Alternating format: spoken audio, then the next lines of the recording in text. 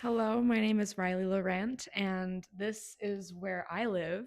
And I'm happy to introduce you to my crib. I would like to say that the character versus the person of Riley is pretty similar. I'd like to say that I am pretty authentic, or at least I'm working to become more authentic as I learn more about myself. Um, I think with a lot of the stuff I've been creating recently, it's been things that I see as true to myself as opposed to wanting to maybe tame it down a little bit out of fear of being perceived as being weird or strange or kooky or whatnot. So I think that in general,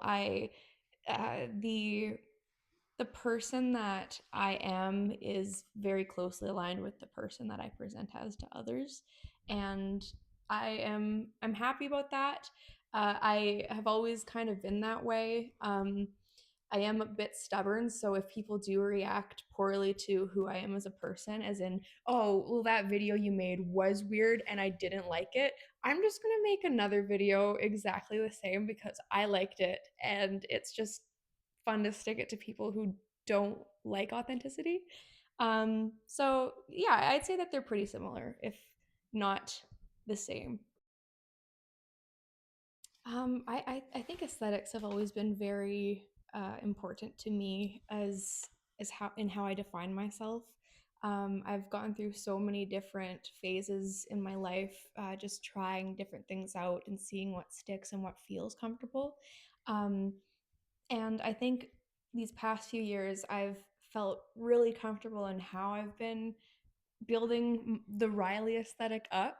I love vintage fashions and vintage just themes in general, I guess. And I have been incorporating that into many of my videos as well.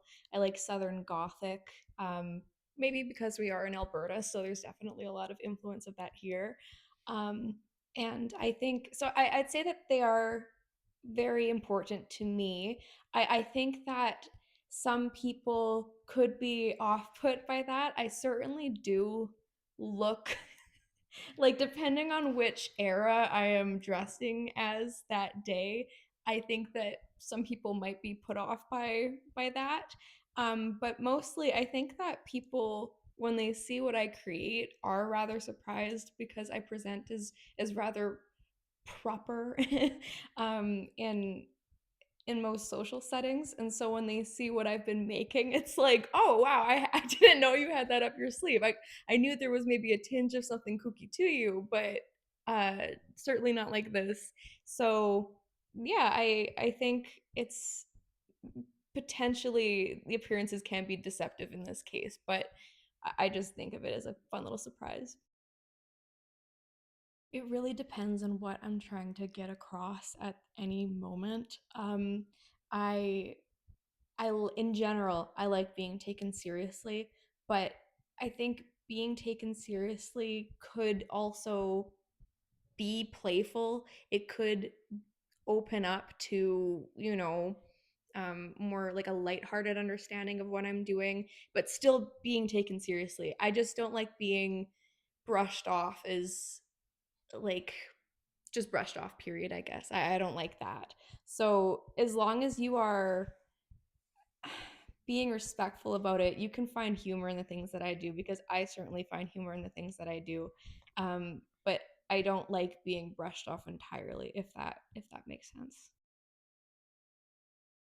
For me, as someone who both shoots in live action and works on amateur animations, maybe, but animations no less, I would say that the animation just feels a lot more like it feels a lot more personal just for myself because you can craft every little detail exactly how you want it to. With live action, there are always going to be some things that are outside of your control, whether it be the way that the wind has brushed someone's hair to their shoulder, or the way that they talk, or the way that colors look, or anything. um, Whereas with animation, you have all of that under your jurisdiction. And I quite like that control. That is definitely something that appeals to me as someone who is very prone to noticing details. But I really, at the end of the day, I think that live action is still so personal. So I wouldn't want to take away from that. But for me personally, animation is definitely something that feels very true to my vision, I would say. Oh my God, it's way too complicated, or at least how I do it. I know that some people will use Blender, some fancy people will use Blender. I'm just on Flip because I cannot for the life of me bring myself to move to a PC, a PC oriented program. So I'm just on my iPad and it's frame by frame animation that I do. And oh my God, it is painful, but the reward feels so much better at the end of it once I've completed whatever project I'm working on. And it might look so simple. It might just be like, someone with an ant coming out of their nose or something, but that took me so long. So I'd say with animation versus live action, the patience you have to the patience that you have to possess in order to create an animation, it's I don't know, it's very intense. And sometimes I don't think that I have that patience, but I push through because I am stubborn. Dabbled in merging the two before, but at a very basic level. I would love to shift into a more animation and live action heavy combination, I guess. Because I think that they play really nicely together, and it's always really fun to see movies that do it, like Who Framed Roger Rabbit, of course, um, or even Space Jam. Like it's very charming to me because you get to see how those worlds collide. I would love to take advantage of the control that you get over animation with